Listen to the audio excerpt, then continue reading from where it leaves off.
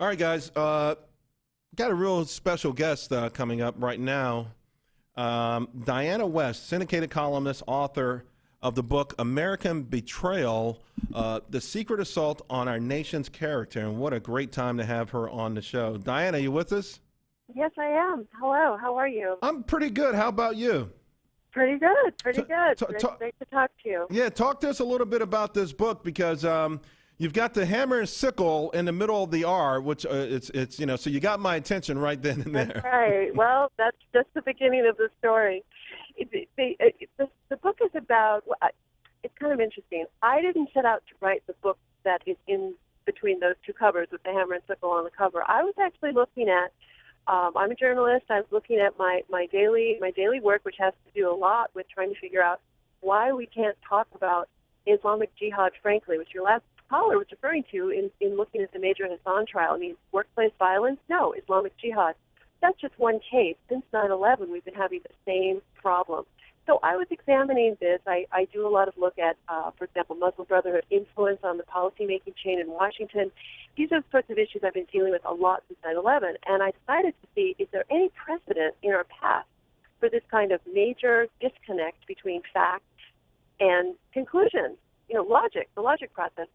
And I discovered that indeed there was, and that there are startling and disturbing parallels in our history between the time when, for example, during World War II, when the federal government whitewashed communism, and the post-9/11 era when the federal government whitewashed Islam. So let's go back to after World War II. Why would the federal government whitewash communism?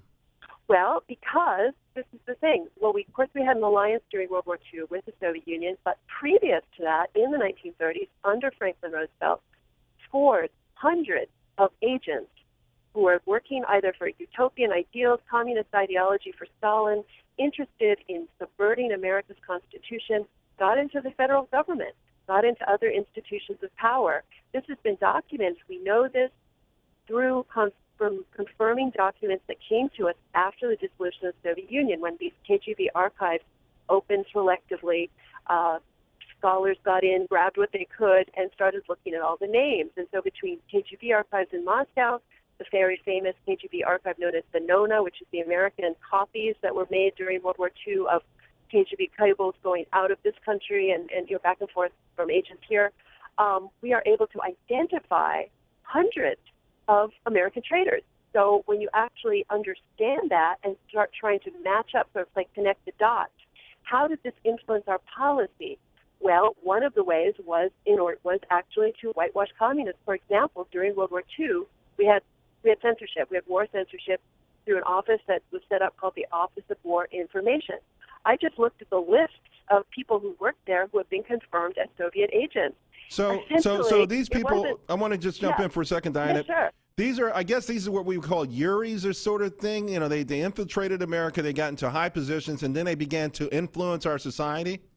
Well, these are Americans. These are Americans or recent immigrants. A lot of these people, you had people, of course, very famously, Alger Hiss, working very closely with the Secretary of State, Stettinius at the State Department, but you also had the OSS, which, of course, is the precursor to the CIA. The top assistant to Wild Bill Donovan, who started the OSS, was a man named Duncan Lee, Soviet agent. You had at the Treasury Department, Henry Morgenthau was Secretary of the Treasury, Harry Dexter White, Soviet agent, top assistant. Over at the White House, you had Lachlan Curry, one of Franklin Roosevelt's top assistants. He was in charge of China policy. Well, China did go communist after the war. Lachlan Curry, Soviet agent. So what I was trying to do, there were many, many more, and what I was trying to do was re-examine our policies to look at how this influence may have shaped various policies that at the end of the war, the end of World War II, saw a Soviet empire. I mean, it didn't come out of thin air. All of a sudden we say, oh, the Cold War started in 1946. No, I argue that it started much before that, and that there was a secret intelligence war being waged by the Soviet Union from the very start, but it ramped up starting in 1933 after Franklin Roosevelt recognized the Soviet Union. So I'm sort of looking at influence then, communist influence then, and today, for example, we have Muslim Brotherhood influence in our policymaking chain. So I'm looking at both eras, and the similarities are frightening. Would you say then that we actually have people in our government who are secretly members of the Muslim Brotherhood? Well, I don't know if it's really secret. I mean, we've got several groups, for example, Islamic Society of North America. This has been identified by the U.S. government as a Muslim Brotherhood front group. There are other groups like that that were identified by the U.S. government in the very famous terrorist financing trial, the Holy Land Foundation trial, which was the trial that determined that Hamas operatives were raising funds here in the United States.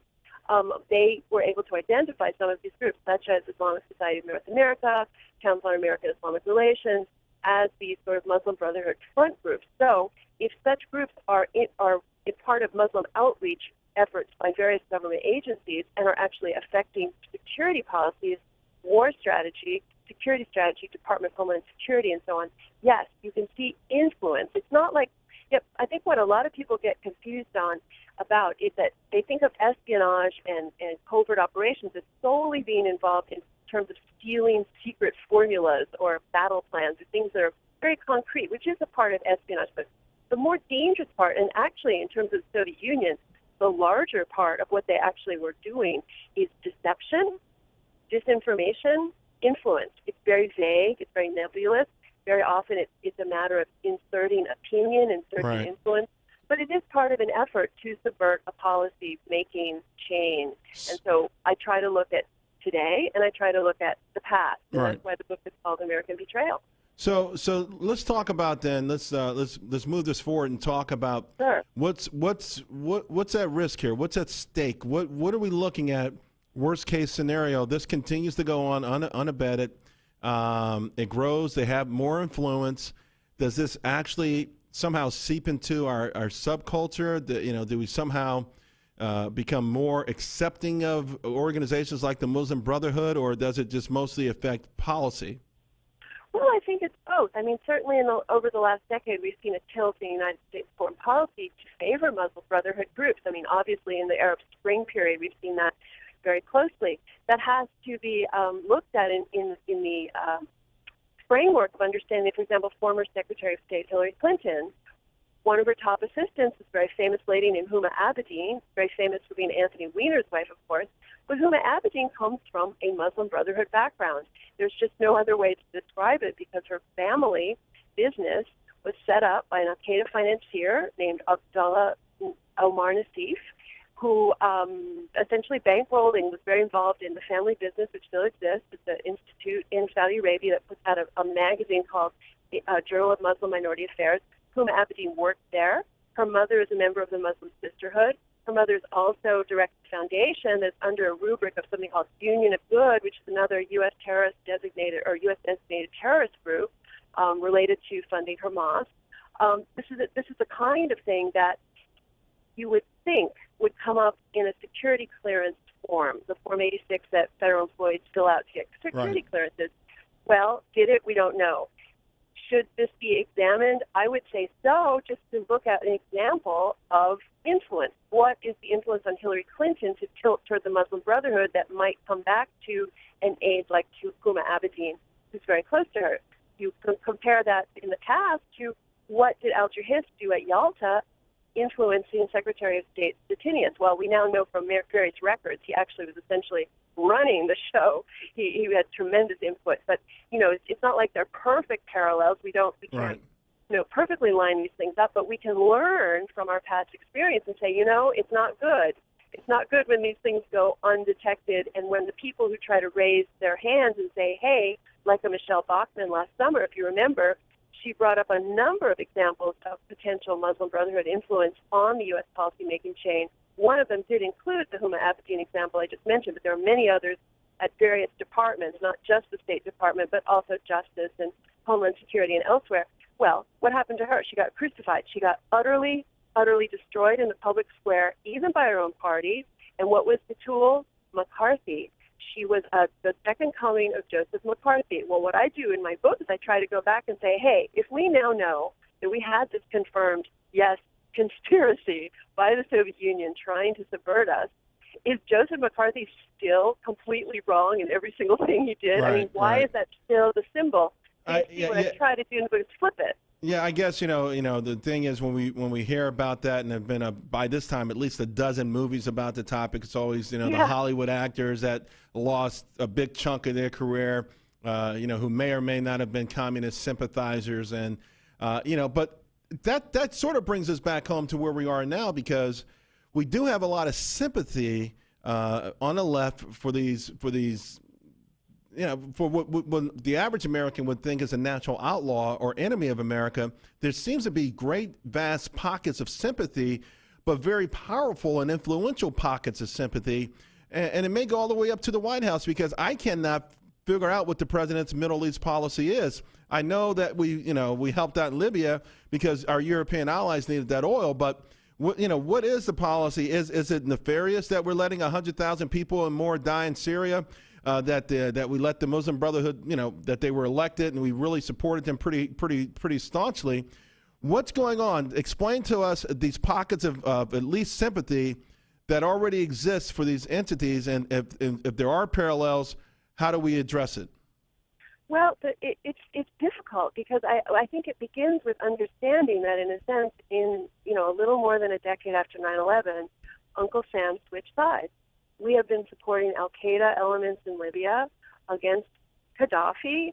I don't know if it was just about oil. I haven't seen the oil flowing. I think that it was a yeah, good point. That, it's saying, listen, that's what they said about Iraq, right? Right. Well, I haven't seen the oil flow. Well, I'm just trying to understand why Libya and why not Syria? And the most common sense or easy low-hanging fruit with respect to logically thinking this thing out is, okay, one has a lot of oil and the European allies need it, but you make a great point. I mean, this whole thing has gotten botched. The Arab Spring is an Arab nightmare now. It's Arab nightmare. Well, it's a very difficult thing to tease out. I think very often there are times in the world when America does not have a dog in the fight and does not have a side that American blood should be spilled to defend. And I think Syria would be a case in point.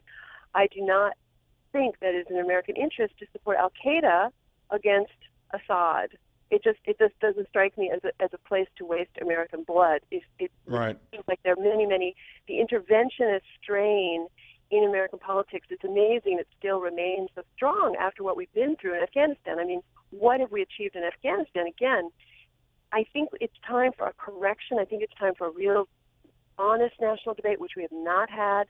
But I think that what we can look at in this decade plus after 9/11 is a situation where we have increasingly come to support the other side, the people who hit us on 9/11. And it's a shocking thing. It really is shocking, and I got to tell you, that's kind of where we are. That's where we are. What does it mean? And I can't really say. And therefore, this means that I think it's disorienting. Right. Is it about oil? Let me tell you then. Let me just tell you, Diana. You know what? It is disorienting, but at least we got the first step in the right direction, and that's your book, American Betrayal: The Secret Assault on the Nation's Character. Diana West. I got to tell you, I learned a lot just now, and none of it made me feel warm and fuzzy. Thanks a lot for your hard work, and we'll talk to you again about this. All right, folks. This is the Steve Malzberg Show. I'm Charles Payne. We'll be right back.